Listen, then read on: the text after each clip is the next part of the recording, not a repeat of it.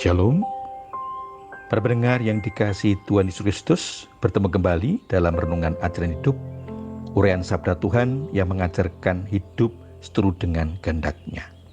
Apa kabar para pendengar? Doa dan harapan saya, Tuhan Yesus memberkati para pendengar dengan kesehatan, keselamatan, dan berkat-berkat dalam kehidupan. Amin. Para pendengar yang terkasih, kita akan menerima sabda Tuhan dan merenungkannya. Namun sebelumnya, mari kita mohon berkat Tuhan di dalam doa. Bapa di surga, terima kasih atas berkat dan pemeliharaan-Mu dalam kehidupan kami sampai saat ini. Terima kasih atas pengalaman hidup yang boleh kami lalui sampai titik ini. Kami sungguh menyadari tanpa pertolongan-Mu kami tidak bisa melakukan apapun, terlebih di tengah pergumulan hidup yang sulit dan berat. Tidak jarang kami putus asa, tidak ada harapan dalam kehidupan. Saat ini kami akan mendengarkan dan merenungkan sabda-Mu. Tolong kami ya Tuhan, agar kami dimampukan mengerti, memahami, terlebih dimampukan untuk dapat melaksanakan dalam kehidupan sehari-hari. Roh Kudus yang senantiasa menyertai dalam perjalanan kehidupan kami, memimpin, mengarahkan, dan menunjukkan jalan dalam kehidupan kami selanjutnya. Mohon ampun atas kekurangan dan dosa-dosa kami. Bersabdalah ya Tuhan, kami siap untuk mendengar. Di dalam nama Tuhan Yesus Kristus, doa ini kami alaskan. Amin. Para pendengar yang terkasih, kita akan merenungkan bagian firman Tuhan dari Mazmur 71 ayat 4 sampai dengan 8 yang tertulis demikian.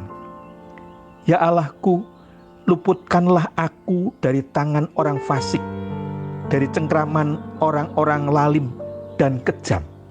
Sebab Engkaulah harapanku ya Tuhan, kepercayaanku sejak masa muda ya Allah.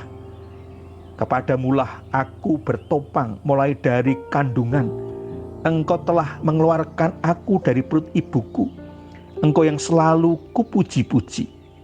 Bagi banyak orang aku seperti tanda ajaib, karena Engkaulah tempat pelindunganku yang kuat. Mulutku penuh dengan puji-pujian kepadamu, dengan penghormatan kepadamu sepanjang hari. Demikianlah sabda Tuhan. Para pendengar, bagian sabda Tuhan yang telah dibacakan tadi diberi tema masih adakah harapan. Para pendengar, ada pandangan atau pemikiran bahwa sumber kehidupan adalah harapan. Ketika orang tidak mempunyai harapan, seperti orang hidup tetapi sesungguhnya mati. Tidak ada lagi keinginan, semangat, perbuatan yang menggambarkan kehidupan. Dalam kehidupan kita sehari-hari tidak jarang menghadapi permasalahan yang membuat kita putus asa, sehingga tidak mempunyai harapan. Bagaimana agar asa masih ada, bahkan kita dapat menemukan solusi dari permasalahan yang kita hadapi?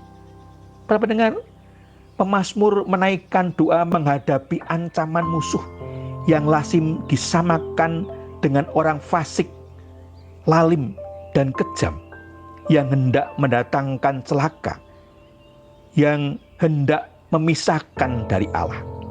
Tapi pemazmur sejak muda mempercayakan dirinya kepada Tuhan.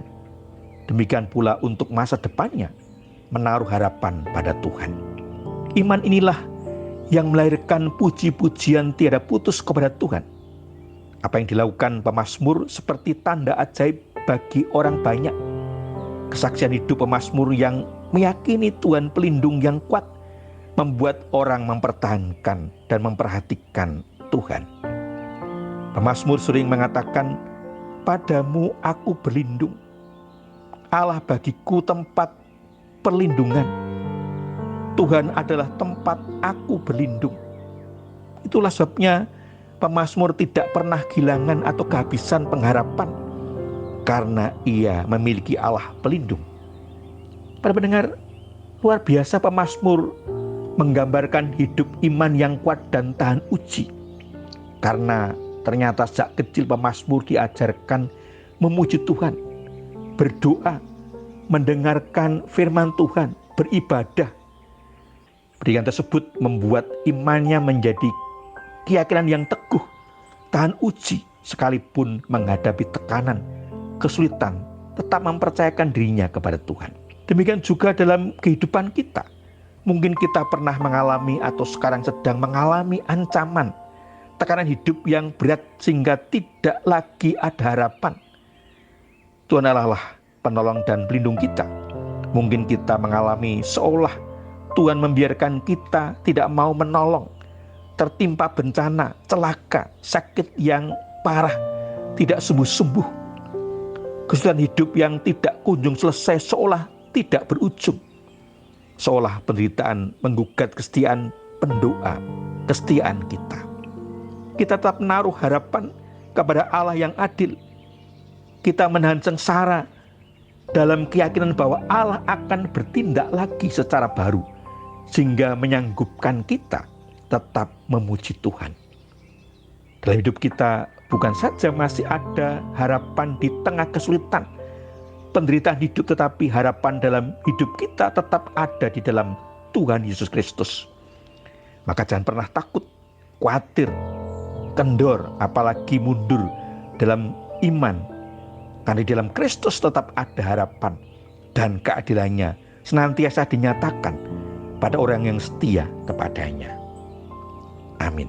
Mari kita menaikkan syukur kepada Tuhan di dalam doa. Kami melimpah dengan syukur atas kebaikan dan kemurahan-Mu ya Tuhan. Engkau memberi harapan baru dalam kehidupan kami yang semula rasanya hidup ini gelap gulita.